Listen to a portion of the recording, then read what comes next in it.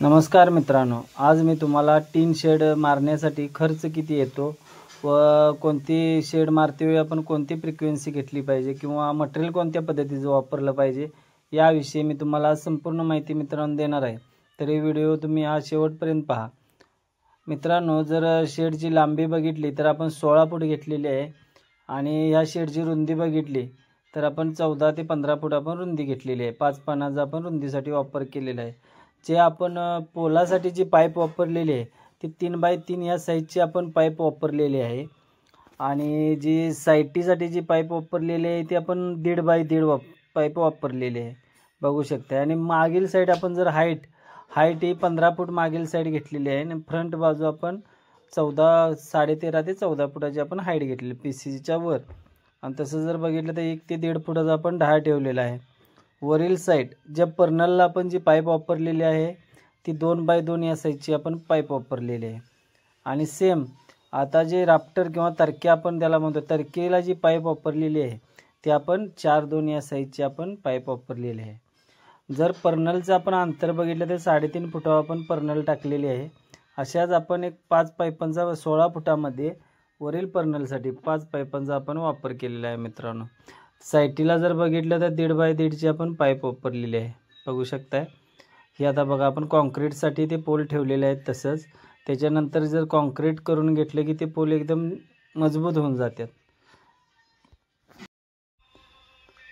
त्याच्यानंतर जर बघितलं तर फ्रंटला आपण जो गॅप ठेवलेला आहे तिथे आपला दरवाजा येणार आहे। 8 बाय 4 या साईजचा आपण दरवाजासाठी तिथं हे ठेवलेलं आहे, ते आपण गॅप ठेवलेला आहे। तिथं आपण सेम सेफ्टी डोअर करून घेणार आहे मित्रांनो।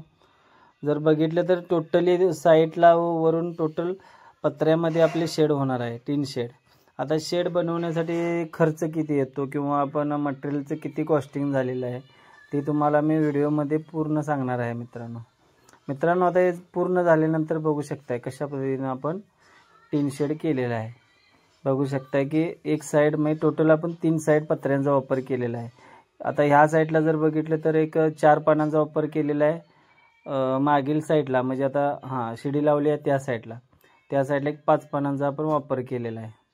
आणि फ्रंटला जो गॅप ठेवलेला आहे तिथे सेफ्टी डोअरचा आपण वापर करणार आहे। आणि टोटल ह्या साईडला पण आपण 16 फुटाची 4 ते 5 पानांचा वापर केलेला आहे मित्रांनो, बघू शकता। आता कंप्लीट झाल्यानंतर कशा पद्धतीने आपलं शेड दिसते, 15 बाय 15चा आपण हे टीन शेड कंप्लीट झालेला आहे। आणि वरील साईडला जो गॅप ठेवलेला आहे तो व्हेंटिलेशनसाठी आपण ठेवलेला आहे।